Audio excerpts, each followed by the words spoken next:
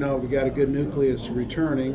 I think we're going for maybe our 5th consecutive MIAA championship.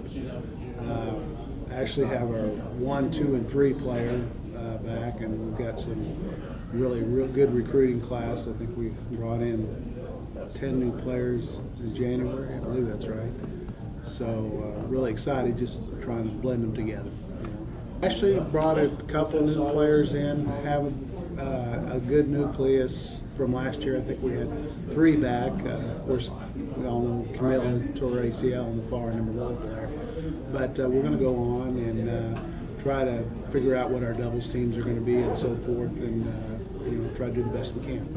I think we've got to figure out what our doubles teams are going to be. That's going to find, take a little bit of time there. And then the other thing is just finding out who our 5 and 6 or 4, 5, and 6 are going to be. We've got to play some challenge matches, and it's hard to do because we're indoors and we don't have limited courts. But we get outside when the weather gets a little bit better. I think the cream usually comes to the top. Well, it's going to be tough this year, to be honest with you. Southwest Baptist got a team that they could win the national championship this year. I mean, they're loaded. But that being said, we're not going to put the white flag up. We're going to keep rolling and hopefully keep getting better. Some of our young people can come through, and then hopefully by the fall that we'll be strong as our teams usually are.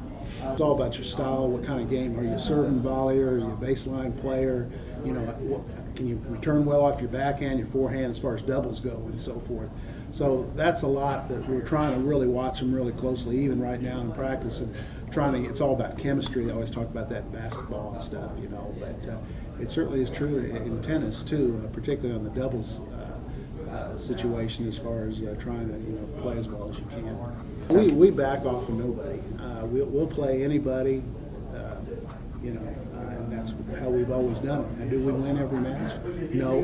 But I feel like if you play a quality schedule, I'm talking about the ranked Division II teams, good NEI teams, even some Division I teams, if you can get a match with them, which is difficult these days. We used to play a lot more in the old days. But,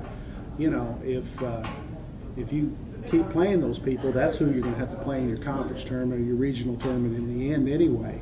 So you got to be ready by playing some of those teams. If you play a soft schedule and so forth, you're probably not going to be ready for those teams when you play them. So you got to hit them early so you can give your team a chance.